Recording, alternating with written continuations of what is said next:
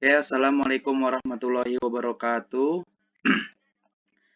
Eh, Perkenalkan, saya Muhammad Najamuddin ingin mempresentasikan eh, makalah atau hasil pencarian dari kelompok kami, dari kelompok 5,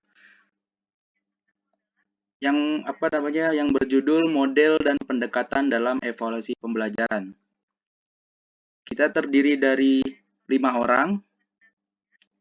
Yang pertama ada Khairul Huda, Ramdhani Akbar, Iwe Aziza, Septian Anggraini, dan Muhammad Numan Najamuddin, saya sendiri.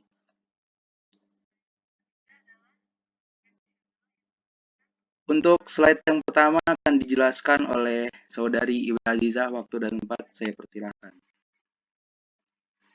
Baik, Assalamualaikum warahmatullahi wabarakatuh. Di sini kita mulai penjelasannya dimulai dari pengertian. Jadi, evaluasi pembelajaran merupakan suatu proses yang sistematis untuk mengumpulkan, menganalisis, dan menafsirkan data atau informasi mengenai proses dan hasil belajar peserta didik. Untuk mengetahui sejauh mana tujuan pembelajaran. Kemudian, di sini ada model-model evaluasi pembelajaran. Yang pertama ada model pendekatan. Model ini dipakai oleh sering dipakai untuk belajar. Nah, ini apa dalam tingkat satu? Pertama ada yaitu aspek di UAS relevan sama kenyamanan. Di tingkat 2 itu ada pembelajaran yang diukur adalah perubahan. Selanjutnya ada tingkat perilaku atau transfer.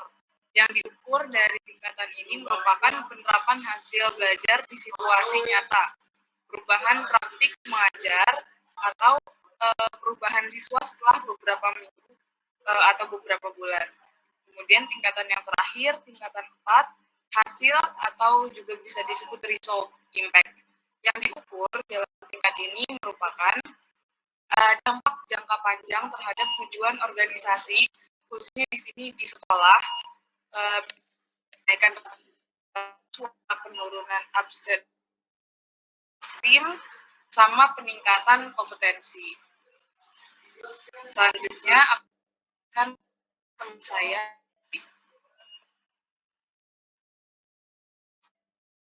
Selanjutnya yang kedua ada model CIPP, konteks, input, proses, dan dari Robert Stubbe dirancang untuk evaluasi program dengan fokus perbaikan dan yang pertama ada komponen dan fokus. Dari konteks, analisis kebutuhan tujuan kondisi eksternal, pertanyaan evaluasi, program ini perlu untuk siapa, tujuan apa yang harus dicapai, instrumen survei kebutuhan, analisis dokumen wawancara, dan stakeholder. Yang kedua ada input atau masukan, sumber daya, strategi, rencana, kurikulum, saran atau prasarana. Pertanyaan, apakah sumber daya dan rencana memadai? Instrumen, inventaris sumber daya, penilaian kurikulum, studi pelayanan. Studi kelayakan. Yang ketiga ada proses, pelaksanaan pembelajaran, manajemen, aktivitas di kelas. Pertanyaan, bagaimana program berjalan? Ada hambatan apa? Instrumen, observasi kelas, catatan pelaksanaan, fokus grup, teacher atau siswa. Produk, hasil dan dampak hasil belajar. Output, jangka pendek dan jangka panjang. Pertanyaan, apakah tujuan tercapai? Instrumen, tes capaian, portofolio, dan evaluasi outcome. Selanjutnya dibacakan oleh rekan saya, Ramdhani Akbar.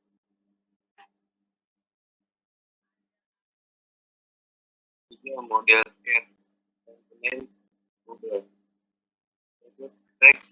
menekankan 3 area utama, antecedent, kurung latar belakang atau konteks, action, dalam kurung proses interaksi atau pelaksanaan, dan output, dalam kurung hasil, dan menekankan perspektif stakeholder dalam kurung untuk melihat nilai program.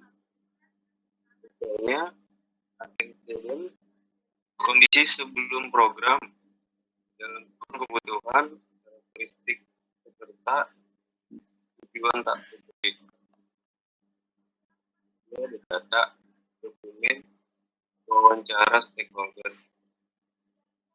Action, aktivitas nyata selama program, dan guru, interaksi guru, siswa, observasi, catatan lapang, pelajaran. Terakhir ada outcome, yang muncul setelah program, maksud yang tak diinginkan, data tes, narasi perubahan. Selanjutnya akan dibacakan oleh Mas Khairul Huda.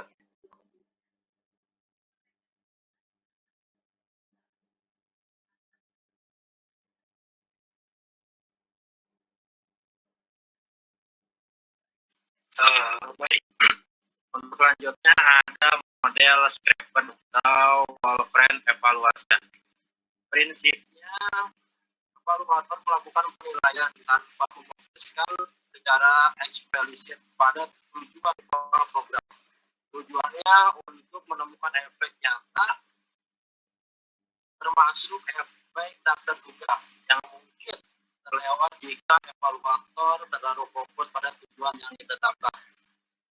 Adapun contoh modelnya seperti observasi bebas, wawancara terbuka, analisis, outcome tanpa rujukan ke tujuan awal. Nah, di sini ada panduan memilih model. Untuk akuntabilitas dan bukti kuantitatif untuk pemimpin atau komite trik, patrik, atau level 4, chip atau produk. Untuk perbaikan program dan keputusan manajerial, apakah program layak, bagaimana diperbaiki. Chip butuh pemahaman mendalam tentang proses dan perspektif stakeholder. Like konteks ingin menemukan efek atau menghindar biasa tujuan. Goal, press, time dicapai bersama dengan model lain kadang efek. Praktis, gunakan metode kualitatif atau kualitatif untuk berfungsi. Tetapkan pertanyaan evaluasi yang jelas sebelum mengumpulkan data. Pastikan instrumen valid dan variabel present di global questionnaire. Buat simulasi reaksi, membelajarkan pola hasil jenis panjang, dan libatkan stakeholder sejak awal untuk bunyi, kecuali saat melakukan goal frame secara tidak sengaja.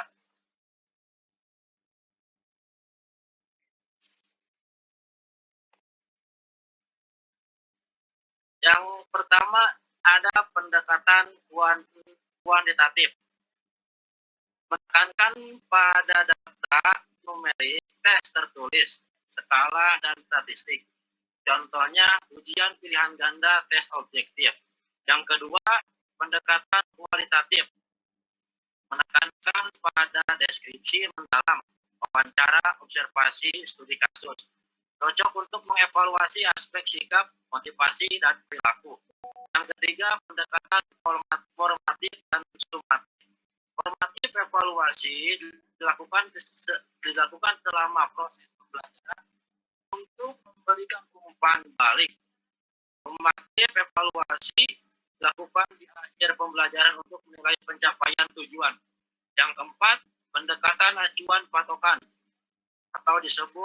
PAP dan acuan norma PAN. PAP menilai capaian siswa berdasarkan kriteria tertentu. PAN menilai capaian siswa dibandingkan dengan